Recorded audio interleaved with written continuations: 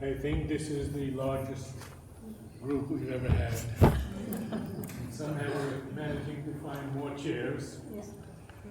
But I want to begin tonight, before our exercises, to share with you a letter from a man in the US, and to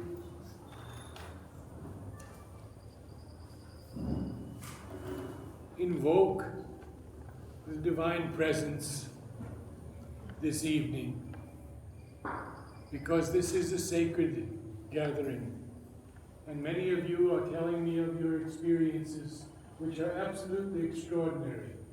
This one is something I've never received before.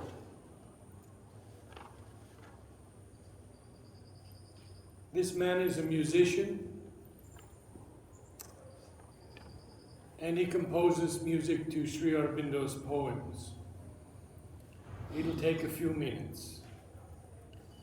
That night I lay down as usual, when after some time a dream started.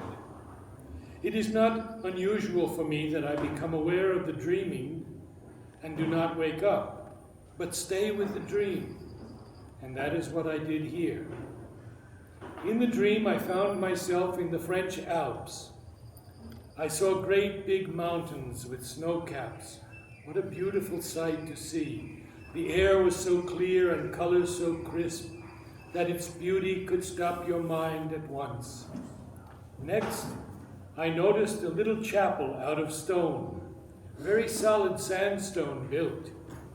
Now inside that chapel, looking out through the big arched windows, or I would better say openings, as there was no glass in these side windows. One was extra big, and there was colored glass in that one, or what looked like colored glass. The daylight flooding through this opening was so clear and so touching, the most beautiful morning sun I can remember. Crisp, crystal clear air, a little cold. I was feeling that air and light on my skin. A voice was now telling me that it was 400 BC. I thought, how strange that I have been told the time, 400 BC.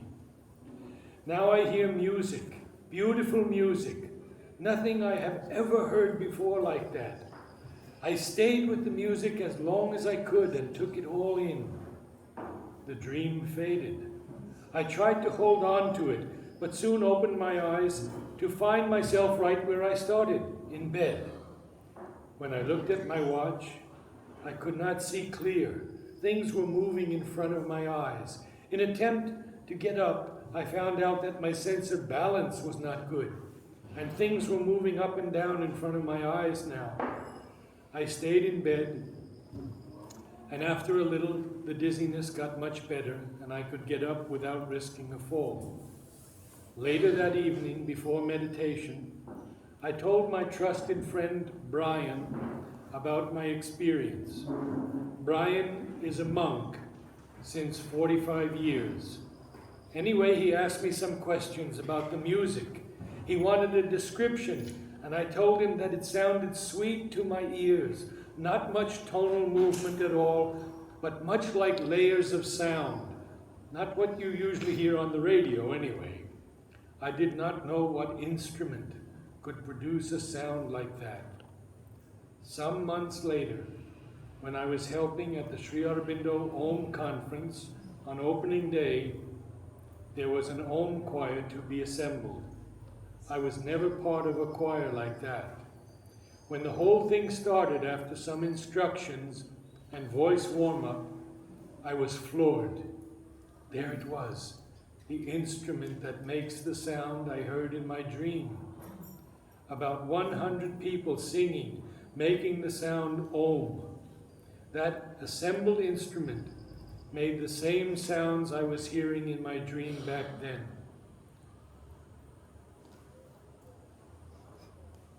The rest is personal, but how beautiful an experience.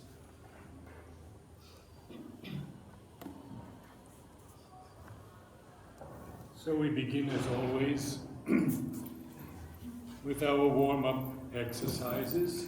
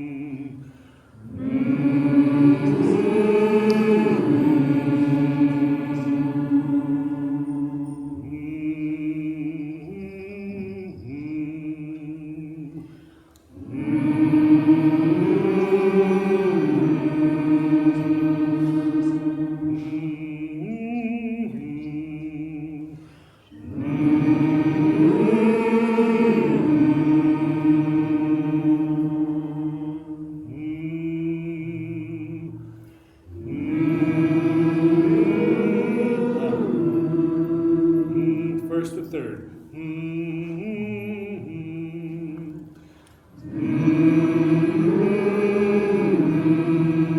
Now the fifth.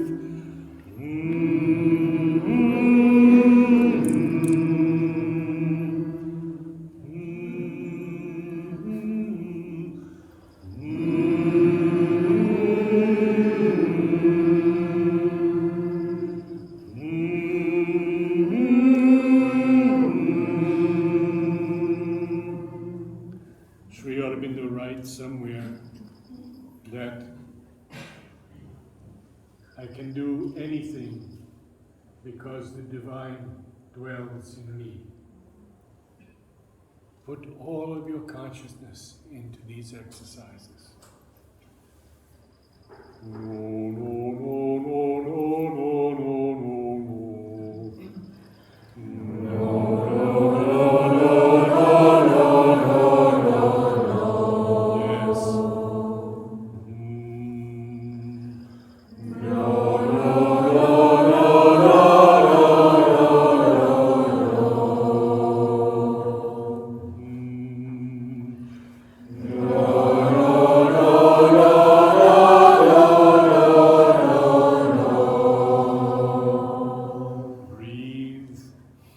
From here, don't lift the shoulders or the chest. Breath.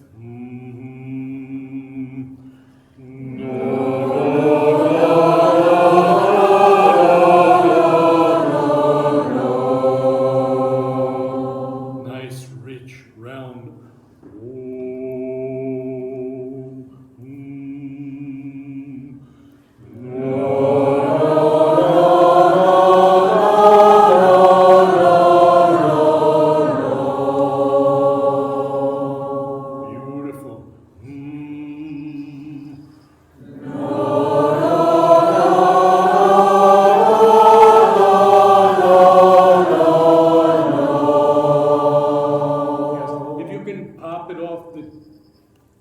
Back of your upper teeth. No, no, no, no,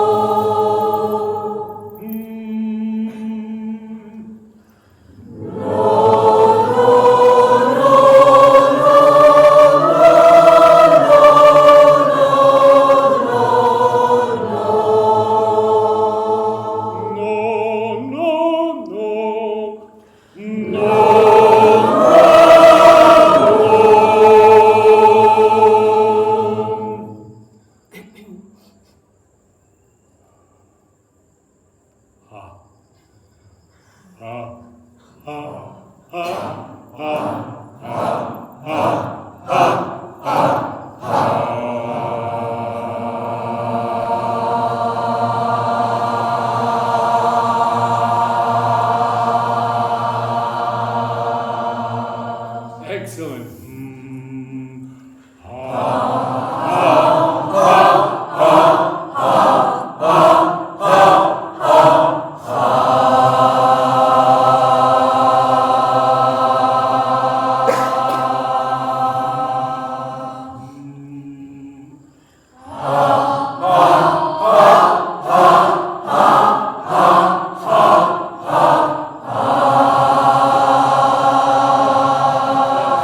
That was certainly a nice takeoff. Okay. Tongue. Lying flat with the tip touching the back of the lower teeth. Yes. Then the sound will come out.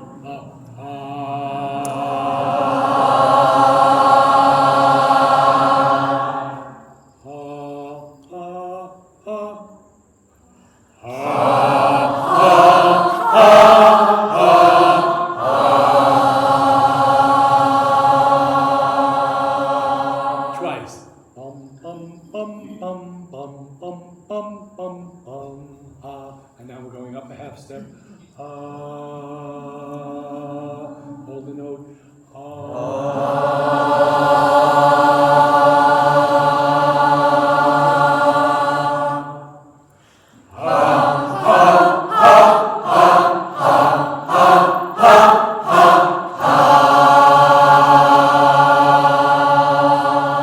have to work this muscle.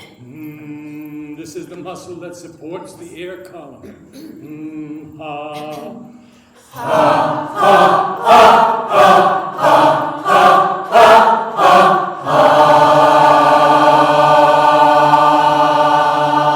One more.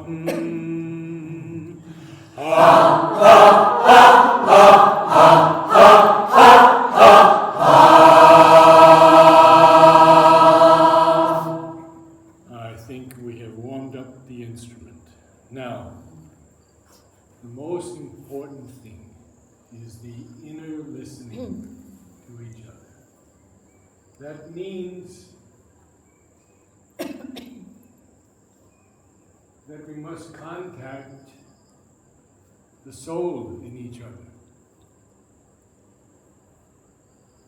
Because if one person is too loud or singing off in their own world, then we don't have the group soul as one. So we want to listen and extend our consciousness. Now imagine 100 people here tonight and more. A very difficult thing to do. So we begin with the person on the left and the person on the right. And we try to listen and bring into a greater harmony the music that is descending through this collective body. Because it is descending and it is transforming us and our world. I just received a letter today inviting me to Nairobi, to the United Nations, to give an Om choir there in the opening ceremony. People are starting all over the world, and I ask you, wherever you live, begin an Om choir. We'll give you the DVDs. I'll bring many DVDs to start that have the exercises, and we will even have an Om choir DVD in not too long a time. So now we go into our practice of listening to each other, and we'll start where I have most of the men here. So this quadrant, and then just this quadrant like this, we'll do it.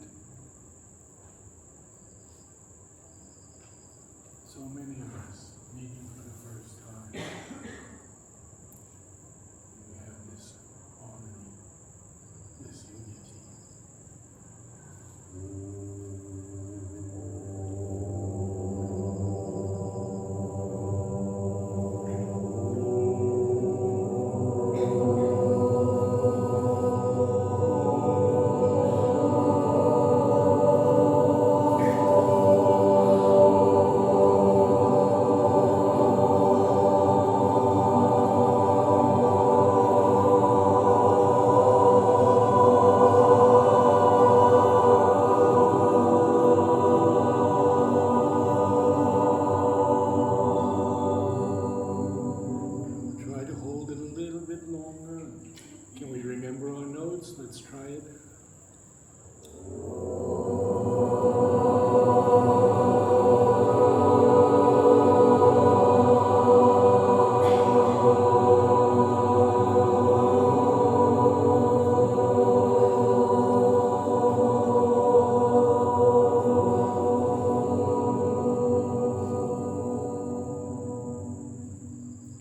Now we get more complex. Can go one more.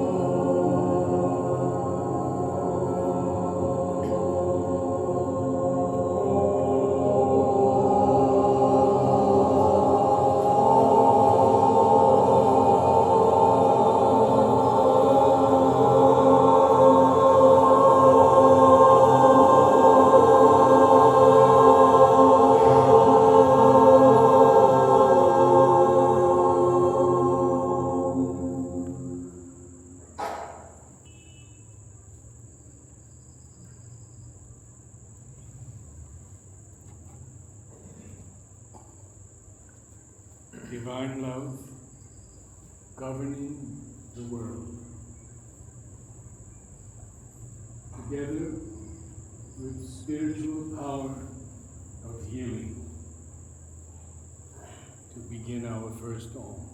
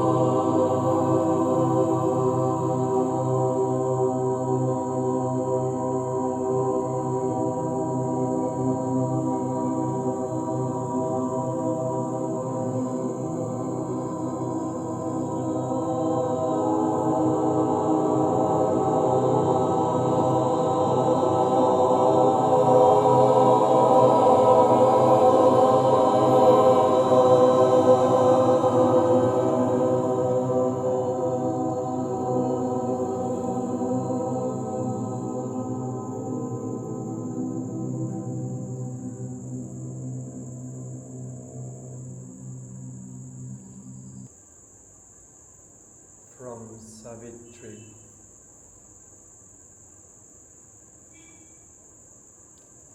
All now has changed, yet all is still the same. The world I inhabit and the God I adore.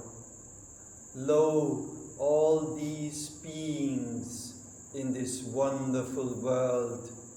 Let us give joy to all, for joy is ours.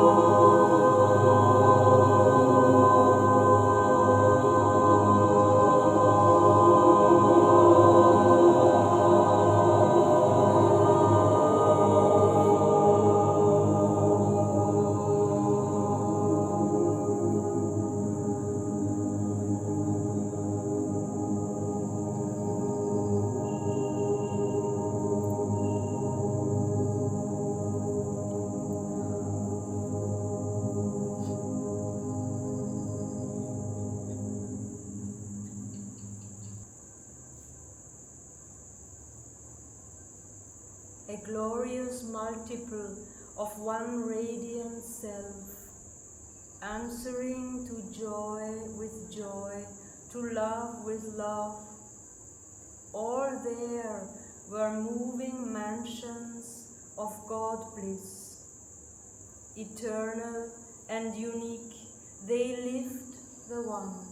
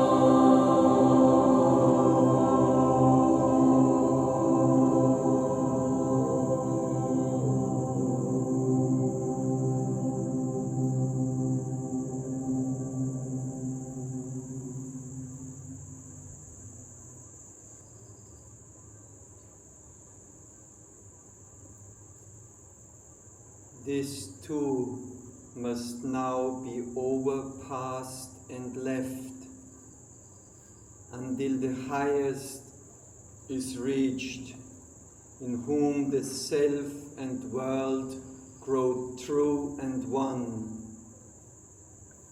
Till that is reached, our journey cannot cease.